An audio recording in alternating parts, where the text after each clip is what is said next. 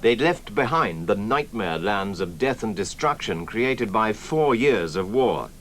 The cost of those years was almost beyond imagination, but somehow, somewhere, that cost would have to be counted. And the defeated would have to pay the price of peace.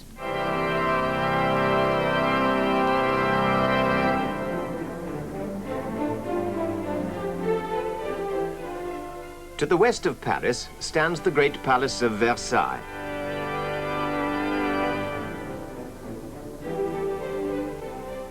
It was here that the peace treaty with Germany would eventually be signed. But before that could happen, much had to be decided.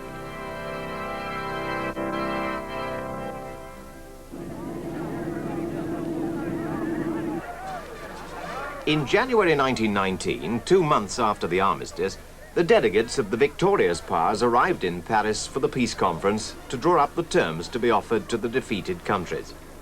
In all, the representatives of 27 nations attended that conference.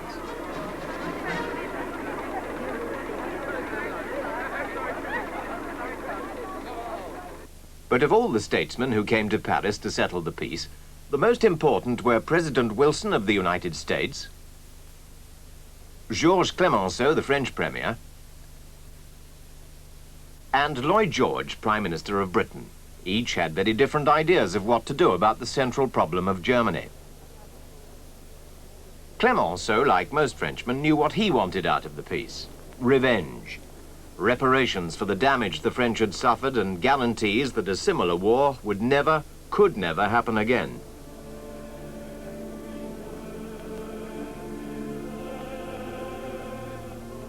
The idea that Germany should be let off lightly would have seemed sheer madness to Frenchmen who'd seen the effects of the German war machine on their own country. In order that scenes like this could never happen again, they wanted a Germany stripped of her wealth and armed forces.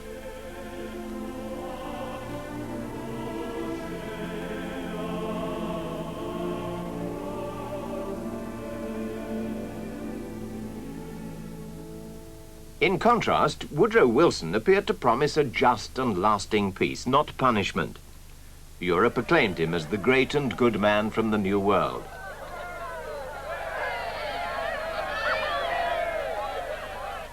This was because his 14 points seemed to promise a new moral order in international affairs. No more secret diplomacy, reduction in armaments, and a League of Nations to protect all countries from aggression. He didn't want revenge as the French did, but there was no question that Germany should get off scot-free. But while Wilson was planning the future of Europe, Americans were rapidly losing interest as their boys came back home. They wanted a peace that wouldn't involve them in European affairs. Surprisingly, it was Lloyd George who fought most strongly for German interests at Versailles. Behind him was a public elated by victory, but eager for revenge. The Prime Minister appeared to share their opinion, but really had no time for those who wanted to destroy Germany. What mattered to him was that Germany should be made stable and allowed to recover her strength as a trading partner. This was the kind of Germany he feared, a land of miserable refugees, poverty, homelessness and starvation. All conditions likely to provide a perfect breeding ground for the new disease from the East, communism.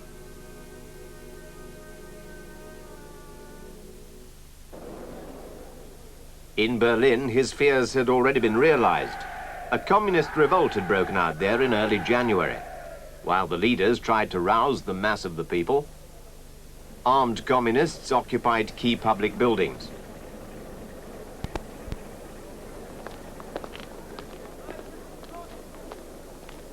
This was a direct challenge to Ebert, acting president of the new German government. He had to turn for support to army generals who brought in bands of ex-soldiers and turned them loose on the communists. Berlin briefly became a battlefield.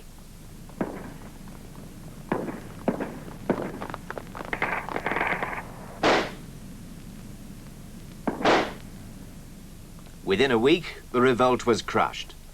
Communist leaders were rounded up and some brutally murdered. Post-war politics in Germany were off to a bloody start. Meanwhile, in Paris, whilst the German government was squashing the threat to its own existence, the Allied leaders were arguing their way over the whole future of the German people. Under their hands, the map of Europe was drawn and redrawn again. At last, after more than 3 months of discussion, they presented the terms of their treaty to the Germans.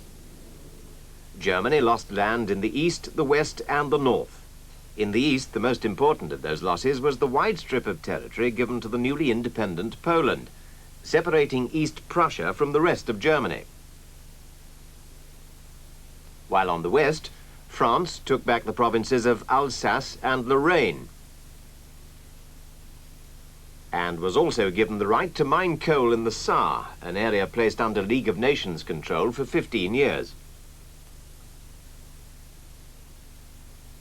To protect France, Germany was forbidden to station soldiers in the Rhineland, an area which was to be occupied by Allied troops until 1935. It was not only the loss of territory which Germany resented, but also the fact that Czechoslovakia and Poland now contained large numbers of Germans. And as if to add insult to injury, the treaty forbade German-speaking Austria to unite with Germany. Her fortifications were to be destroyed. Her army was to be reduced to 100,000 men. No air force, no submarines, and to accept blame for starting the war and pay reparations.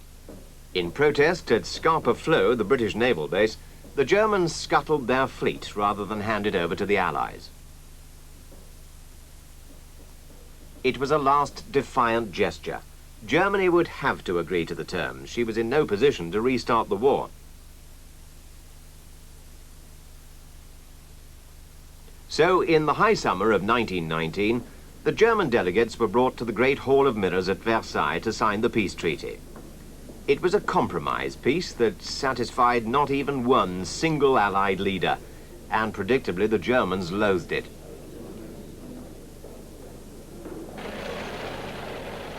Inside Germany, the people had been faced with difficult political choices. The communists had already tried and failed to wreck the government. Other parties suggested a variety of ways of dealing with Germany's problems.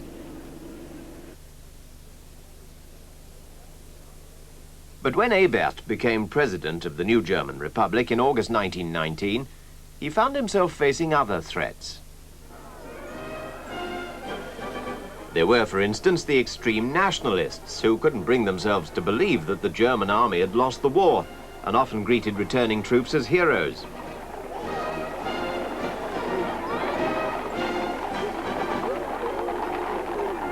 They'd already blamed the government for signing the armistice, and now they blamed them for signing the shameful Treaty of Versailles.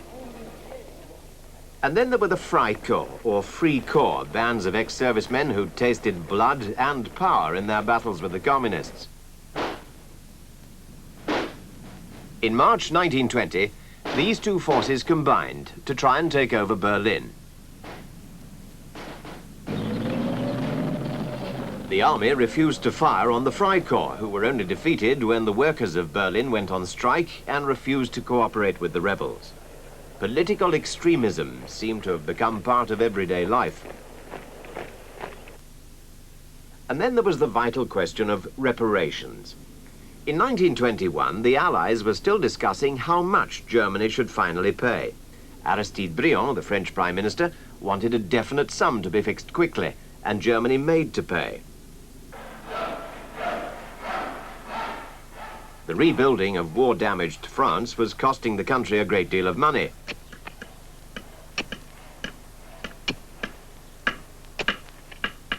Why should the French be taxed more heavily to pay for all this when the money could be squeezed out of Germany?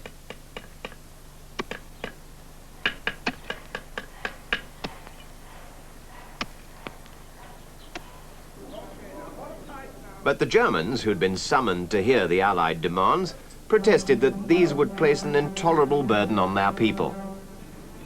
They'd argued that the Germany to which they were returning had suffered poverty and unemployment in the years since the war and couldn't afford the vast sums demanded by the Allies.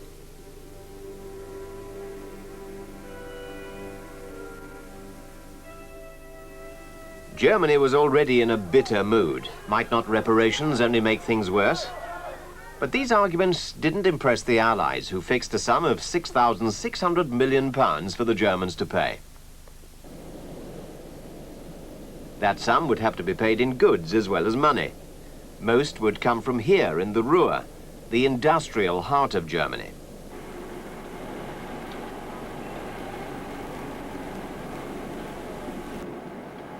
But at the end of 1922, the Germans fell behind with their payments, and Raymond Poincaré, the new French Prime Minister, decided to act.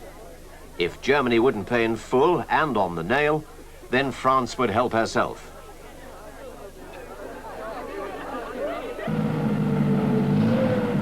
So, on the 11th of January 1923, French and Belgian troops entered the Ruhr to force the Germans to pay up.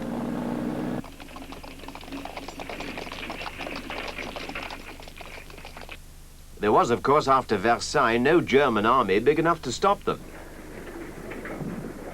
At first, the French believed that they could make the Germans work for them.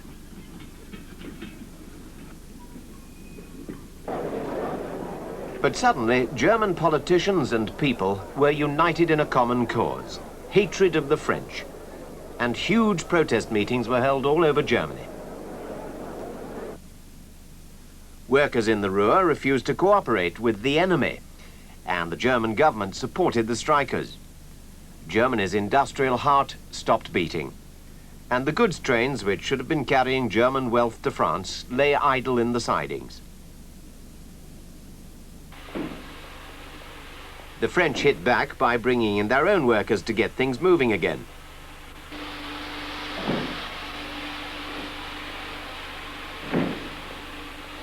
Their attitude towards the Germans in the Ruhr began to harden. They tried to cut the Ruhr off from the rest of the country. German visitors were searched as if they were entering a foreign land.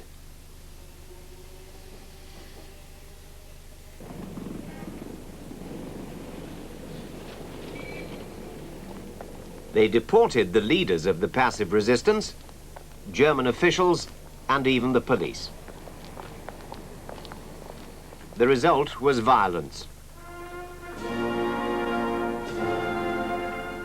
German workers had been killed in riots at Essen in March. Their funeral was turned into a vast demonstration of protest. Hatred grew. Germans began killing French soldiers, and at the funeral for one of them, tempers flared into acts of brutality.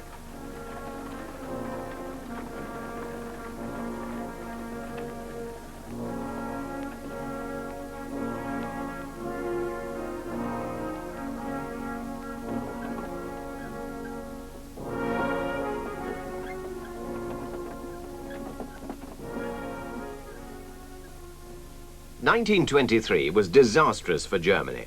In that year, the great German inflation, the value of the mark had been dropping, and as the value of the notes decreased, so the amount of notes needed to buy things grew. Banks became more and more demand for paper money. For their customers, suitcases replaced wallets. To meet this crisis and pay the strikers in the Ruhr, the government simply printed more money. And as it lost its value, so it cost more and more to pay wages, to buy food. Hundreds of thousands. Millions, whatever figure was printed on the notes, really meant nothing. The German mark was worthless. As in a fearful dream, people's life savings were blown away like leaves in a gale.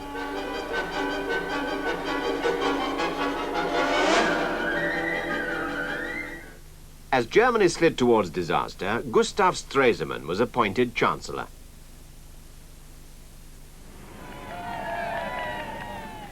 It was a time of crisis. The loss of production in the Ruhr was making inflation even worse, and Stresemann realized that the only way to help the economy back to normal was to call off resistance there and get production going again. The government also announced that Germany would resume the payment of reparations. It was the only possible way of getting the French out. But to the nationalists, it looked like yet another pathetic surrender to Germany's enemies.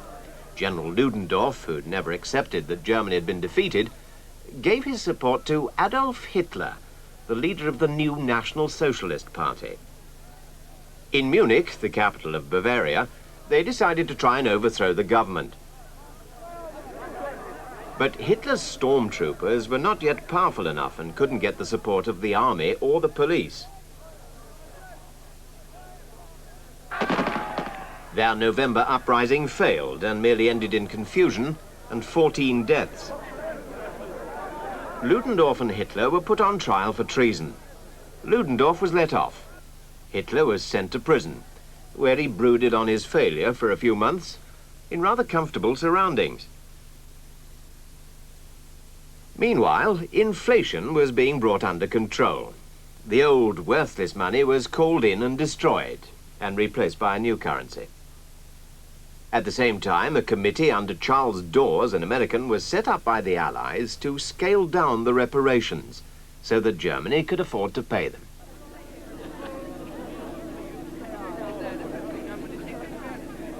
The German leaders came to London in 1924 and agreed to accept the Dawes plan.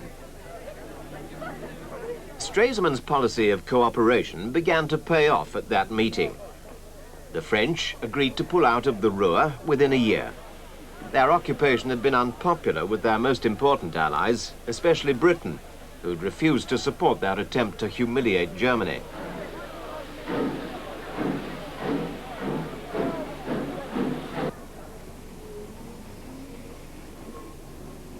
As German industry returned to normal after the chaos of occupation and inflation, Stresemann brought off another triumph, this time at Locarno in Switzerland.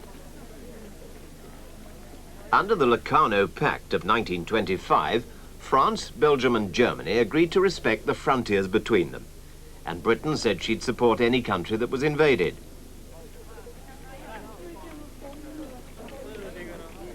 Old enmities seemed to be disappearing, and Germany no longer feared the threat of a French invasion. Finally, at Geneva in September 1926, Germany became a full member of the League of Nations. Aristide Briand, now Foreign Minister of France, welcomed Stresemann as an equal. It was all very friendly. By now, life in Germany appeared to be returning to normal. The Germans relaxed.